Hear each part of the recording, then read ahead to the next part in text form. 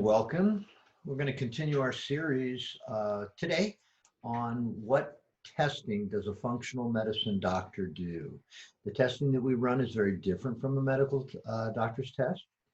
And the reason is we're looking at the human body from a different perspective. The medical doctors are looking for disease. We are looking for function. We're looking for the underlying cause of the problem. The medical doctor is very, very good at keeping us alive, of putting our bones back together when we get in a car accident, things like that, viruses, bacterial infections, things like that. But a lot of people are alive, but they don't have a quality of life. And that is what the functional medicine doctor is focused on. They're focused on your quality of life. They're focused on you having a great quality of life, not just being alive, but living well, living well. Lots of people are alive, and some of them wish they weren't. So two things. If you're watching this and you're already a member of our channel, thank you very much for that. And if you have it's first time here and you haven't, please subscribe to our channel. And right next to it is that little bell icon. You click on that and you'll get a little message every single time we upload. We're really getting involved in our YouTube channel, so we're uploading a lot of stuff. We do webinars every month on my website, TucsonFunctionalMedicine.com. In the top menu, there's a section called About Us, and that is, if you click on that, the drop-down menu says, one of the options is Dr. T's teaching schedule. And so you can click on that, and that will take you to our schedule. We've got the whole year. This is 2020, so the whole year is planned already. And that list, and they give you the topics, and below each one of the topics is a link that you can go and register. So even if you cannot attend the webinar, please register for it. We will send you the link for the replay. We'll also send you the PDFs. We always have PDFs with the webinar. I register for lots of webinars that I can't go to, but they send me the link and then I watch it when it's convenient for me. The other thing on our website is there, in one of the drop downs, there is a book an appointment. And we have a free discovery appointment. And what that is a 30-minute appointment at no cost to you. Gives you an opportunity to see if functional medicine is a good fit for you. Me, if I'm a good fit for you. Some people come and they think they have one kind of an idea of what functional medicine is, and then when they learn more about it, it's not for them. It's just not, they're not interested in it. And we don't want you to have to spend money to decide that this isn't a good option for you. We're in the time of the coronavirus right now, so telemed is becoming something that we're hearing about a lot. Now, the functional medicine world has been using telemed for a long time, and we have patients all over the United States, all over the world. We are no longer limited to people that live in Tucson. And so if you don't have a functional medicine doctor in your area, or you are interested in seeing if we would be a good fit, go on there. You can book a free discovery appointment. If you live in Tucson, you can book it in the office if you want to, or you can book it a virtual one. That's the program we're using to record this right now is Zoom. We use Zoom. It's a super easy program to use. We do a lot of our visits, even for people right now that live in Tucson, we're doing a lot of our visits over Zoom. Why? The coronavirus. It's, everybody's staying home to protect themselves, which is a good idea. And we can still do the visits with them in their own home, and me sitting in the office here, and we can do that. So if you would like to see if functional medicine is a good opportunity for you, book yourself that free discovery appointment, and let's get together and see if we can get to the cause of your health concerns and truly build a program that works for you. One of the tenets of functional medicine is to teach the patient to need the doctor less. That's true health. If you need the doctor to be healthy, there's something wrong with our system. And the functional medicine doctors, one of their big goals is to work themselves out of a job. We want to make America or the world healthy because people understand health and they understand what's going on in their own body and what their body's telling them. The body's constantly sending us signals. Well, one of the ways that we can get a sign of what's going on inside the body is through testing. So today's test is on SIBO, small intestinal bacterial overgrowth. And we have a little a playlist on our YouTube channel called FM testing, functional medicine testing. And we're going to go through each one of these tests, what they mean, what they are. Not super detailed, but just to give you a little bit of an understanding of why do we run this? What does this tell us and things like this. So we just did one on the adrenal test, and we will do the ones in the future, but this one is on SIBO, small intestinal bacterial overgrowth. So welcome. I'm about Dr. T, by the way. I have, I'm the one giving this seminar, or this little information about the SIBO test. So with 60% of Americans having a chronic disease, people are wasting more and more time in doctors' waiting rooms. Tucson Functional Medicine offers health programs to get to the cause of your health issue. So you can spend less time in waiting rooms and more time enjoying the quality of life that you deserve. So 6 out of 10 Americans have a chronic disease. 4 out of 10 Americans have 2 or more. And it might actually even be higher than this. This is a graphic done by the CDC a few years ago, and the number could be higher. I know it says we're spending $3.3 trillion on healthcare costs. That number is actually 4.7 as of 2020. So the amount of chronic disease could be higher also. But chronic disease is what's killing us most of the time. It's the fact that it comes on slowly over time, and then we react to it once we have it. The functional medicine doctor is about finding the cause and hopefully preventing the disease from ever actually becoming a disease, because we're dealing with the cause of it before it actually gets to be a disease. So we deal with the body in the 3 body systems. And I must thank Dr. Daniel Kalish for this, KalishInstitute.com. Kalish is K-A-L-I-S-H. He's a genius. And I had all this knowledge when I came out of functional medicine school, but I didn't really know how to put it together and how to use it. And Dr. Kalish really put this together. He's the one that created this organized system. It works wonderfully. This is the way the body breaks down, so we deal with it in that order. So the neuroendocrine system is the master system. This is what tells everything else how to do its job. Then we move on to the GI, the entire digestive tract. Hippocrates said all disease begins in the gut. I do believe that, but if you don't work on the neuroendocrine first, the GI system will never work correctly. Then the detoxification system. We got to have a way to get junk out of the body. So this is our basic model. Sometimes we switch it around a little bit depending upon the individual patient, but the patient knows their body better than anybody else on the surface of the earth. One of the things that makes functional medicine so unique is we do spend the time with you to allow you to tell us what's going on. If you're smart enough to listen to the patient may not know the biochemistry, they may not know, all the names of the stuff that's going on, but they know what's going on in their body because they're the ones living in that body every single day. So we listen to the patient, tell us what they're feeling, what they're doing, and then we ask the body to tell us what's going on. And so today's video is about the first part, or one of the first parts of the digestive system, the small intestines. So testing is just the body's way of telling us what's going on. The body does not lie to us. The body doesn't kind of have an ego and say, man, I'm gonna lie on this test so everybody thinks I'm a good body. No, they just tell us what is going on, and they have no bias in this whatsoever. And then we respond to what the body tells us is going on. So what tests do we run? Now, most functional medicine doctors run these same tests. Some might run a few different, but these are the standard baseline tests that most of the functional medicine doctors that I know run these tests. Today is the SIBO, the Small Intestinal Bacterial Overgrowth Test. So up until the SIBO test, there was really no way to look at most, if not all, of the small intestines. So we had an endoscopy, went down the throat. We were looking at the esophagus. We were looking at the stomach. And sometimes you could work that little camera down to the very beginning of the small intestines. But pretty much we were looking at the esophagus and the stomach with this.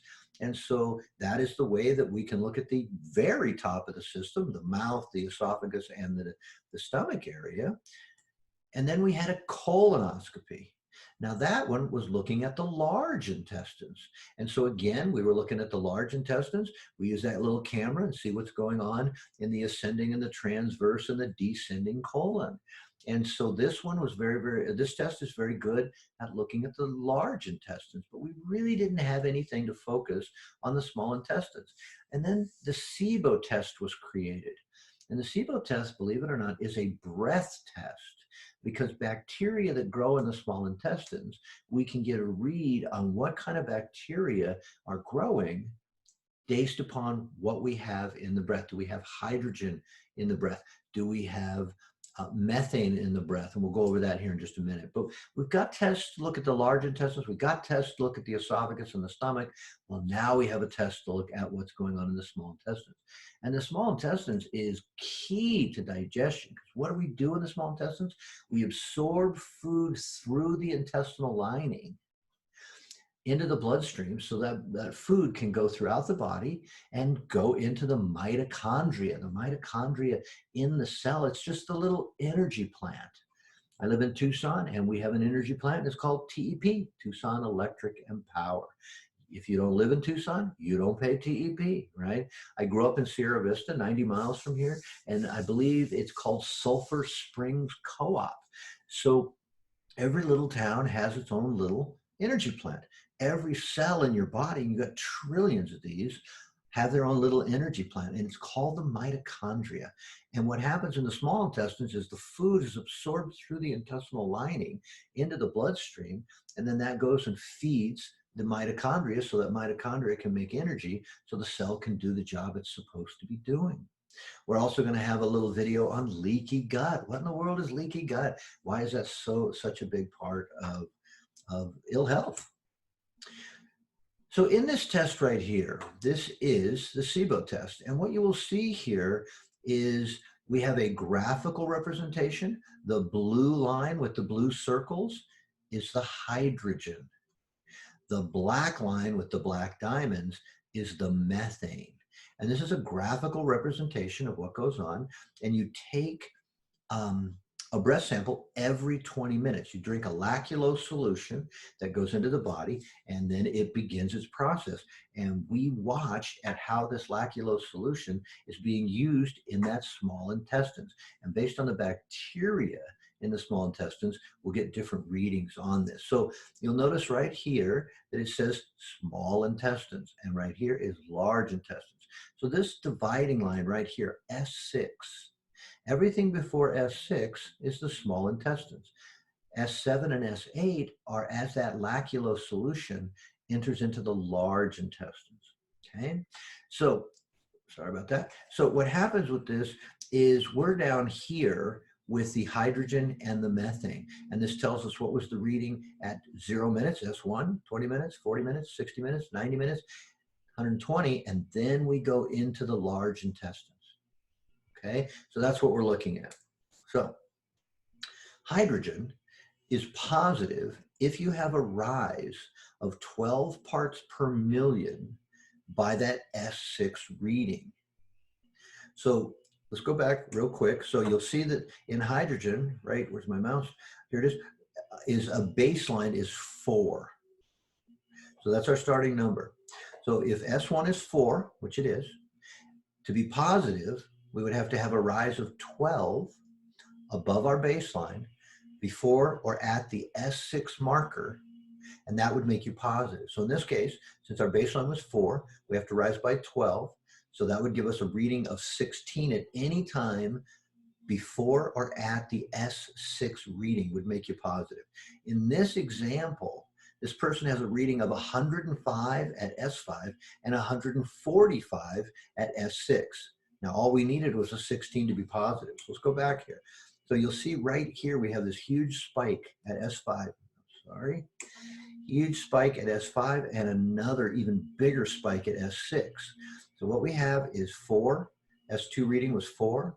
S3 reading was 5. S6 reading was 5. And then we have this huge jump to 105 and 145. And remember, it just had to rise 12 parts per million to be positive. And we rise actually, 105 is what we actually rise by S6.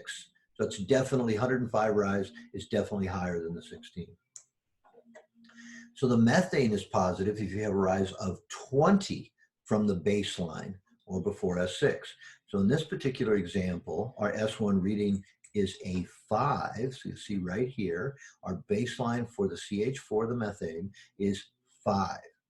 So anytime before S6, if it rises 20 points above the 5, so that would be 25.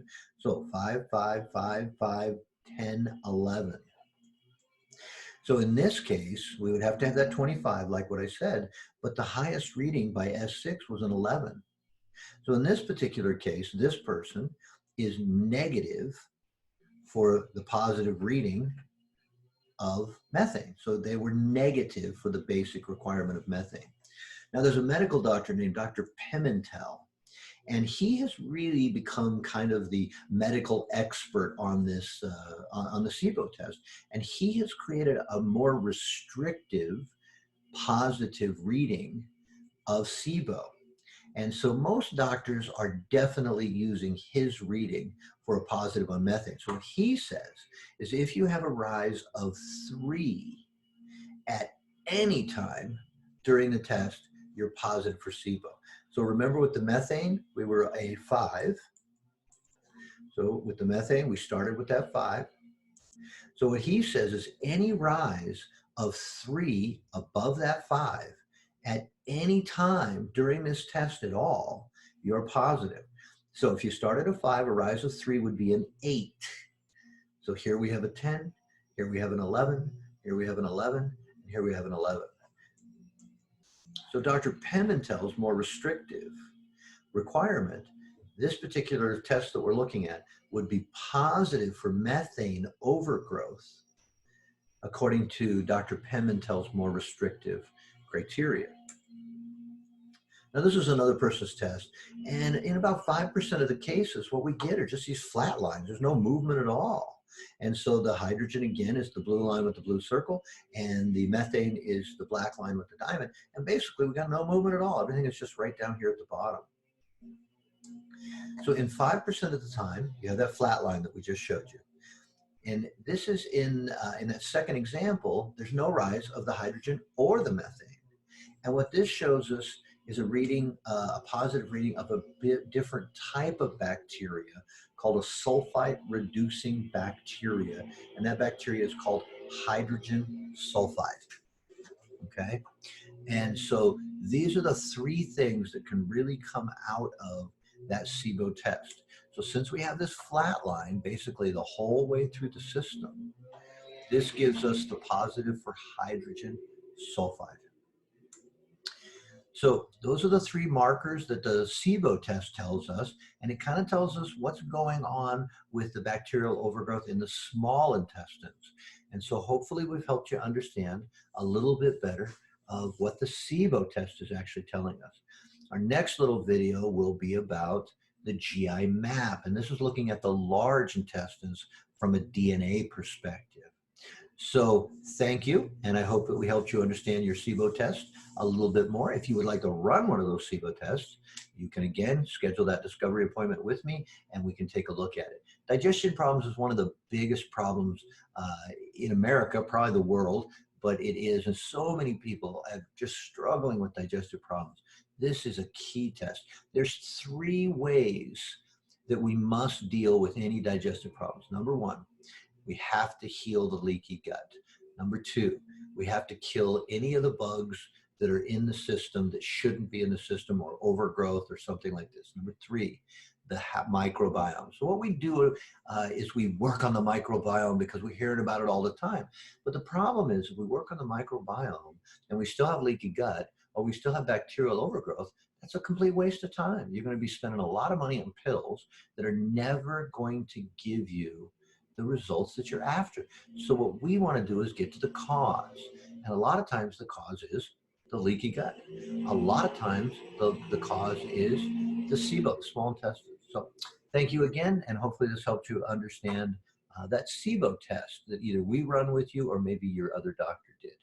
So thank you much.